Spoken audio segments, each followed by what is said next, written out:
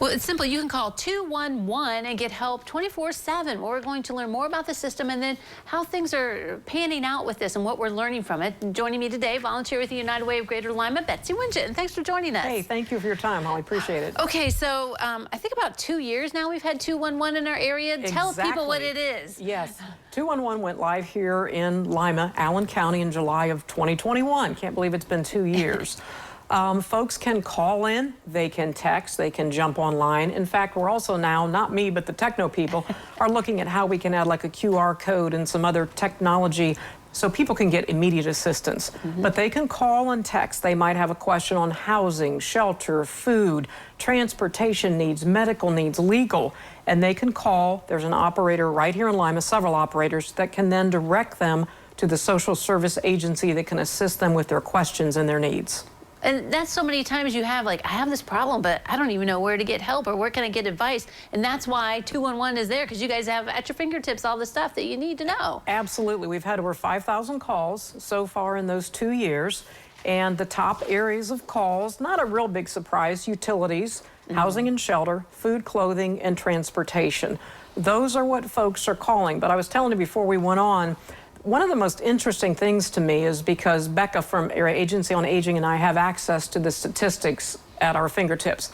Many of the phone calls, of course, lots are coming from Lima itself, but many are coming from Lafayette and Bluffton and Caro and Spencerville. So it's not just for Lima. This is a county service, and folks all over the place are calling in for assistance. And as you mentioned, there are key areas right now that you're focusing on. So is there something that you could do to make sure the services are there to help the people? You know, when you get the call, do we have enough of the services that people are looking for? Are you looking at that kind of thing? Exactly. I started bugging Aaron Hardesty, our president of United Way, because I do track the stats saying, okay, Aaron, as United Way, we work with 32 partner agencies, many of who provide these services. What are we going to do with these numbers? They're very interesting to look at, again, where these calls are coming from. And as United Way, that's looking at the health of folks and the financial stability and all that, what can we do as United Way to make sure the services and needs are being met? So one of my goals is to reach out to our partner agencies.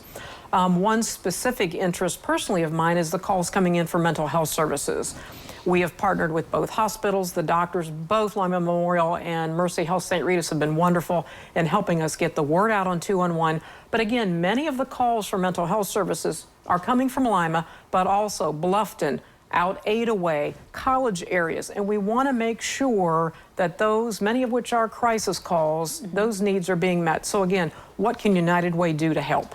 Right, and I mean, we hear so much about mental health, and like even with the youth, as you're saying, you know, it's coming maybe from college-age people. So it's neat. The service is here for everyone, but it's also even better that you can figure out what's happening and target more of the funding or needs or whatever you need, right? Right, and I've reached out to everyone from Ohio Northern to Bluffton to all the universities, roads, and OSU Lima. They have been wonderful. They're placing the information in their student orientation packets because it's that time of year. So we just need to keep getting the word out, but then taking it a step farther.